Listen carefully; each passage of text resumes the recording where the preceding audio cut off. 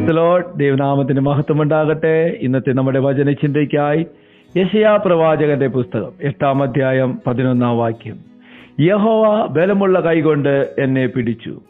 ഈ പ്രഭാതത്തിൽ ദൈവത്തിന്റെ ആത്മാവ് ഈ വചനത്തിലൂടെ നമ്മെ ഓരോരുത്തരെ നോക്കി പറയുന്നത് ഇതാണ്: നാം മനുഷ്യരെല്ലാവരും ഒരു തരത്തിൽ അല്ലെങ്കിൽ മറ്റൊരു തരത്തിൽ ബലഹീനരാണ്.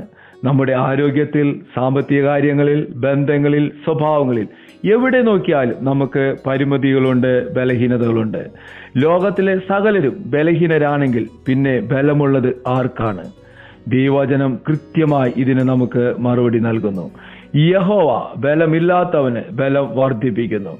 മനുഷ്യരിലുള്ള ബലം അത് ക്ഷണികമാണ്, അത് താൽക്കാലികമാണ്, അത് പലപ്പോഴും നമ്മെ തളർത്തിക്കളയുകയുള്ളൂ.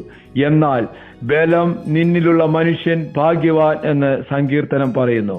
നമ്മുടെ ബലം നമ്മളിലല്ല, പിന്നെയോ ബലവാനായ കർത്താവിലാണ്. ഇതൊരു ദൈവിക മർമ്മമാണ്. ഇത് നമ്മളിൽ ദൈവത്തിന്റെ ആത്മാവ് വെളിപ്പെടുത്തുന്നതിനായി നമുക്ക് ദൈവത്തിന് സ്തോത്രം ചെയ്യാം. നാം എത്ര വലിയ പ്രതിസന്ധിയിലോ ബലഹീനതയിലോ ആയിരുന്നാലും ബലം നമ്മുടെ ദൈവം തന്നെയാകുമ്പോൾ നാം പിന്നെ ബലഹീനരാകുകയില്ല. ഈ പ്രഭാതത്തിൽ ഒരു നിമിഷം നമ്മളെ തന്നെ നമുക്ക് ദൈവകരങ്ങളിൽ ഏൽപ്പിക്കാം.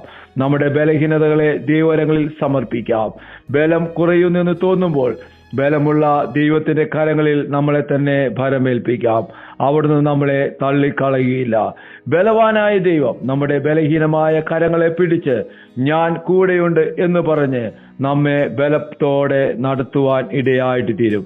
ആ ദൈവിക ബലം നമ്മുടെ ജീവിതത്തിൽ ഓരോ നിമിഷവും നിറഞ്ഞു വരുവാൻ നമുക്ക് ഒരുമിച്ച് പ്രാർത്ഥിക്കാം. സ്വർഗീയ പിതാവേ, ഞങ്ങളെ കേൾപ്പിച്ച ദൈവശബ്ദത്തിനായി സ്തോത്രം ചെയ്യുന്നു. ഞങ്ങളുടെ ബലഹീനതയിൽ തികഞ്ഞു വരുന്ന ദൈവത്തിന്റെ ശക്തിക്കായി, ബലത്തിനായി ഞങ്ങൾ നന്ദിയോടെ സ്തോത്രം ചെയ്യുന്നു. ഈ പ്രഭാതത്തിലും അങ്ങയുടെ ശക്തി കൊണ്ട്, ബലം കൊണ്ട് ഞങ്ങളെ നിറയ്ക്കണമേ എന്ന് പ്രാർത്ഥിക്കുന്നു. ഈ ദൈവശബ്ദം കേട്ട ഓരോ മക്കളെയും യേശുവിന്റെ നാമത്തിൽ അനുഗ്രഹിച്ച് പ്രാർത്ഥിക്കുന്നു. അത്ഭുതമാക്കുന്ന ദൈവകൃപയ്ക്കായി സ്തോത്രം. യേശുവിൻ നാമത്തിൽ തന്നെ ആമേൻ.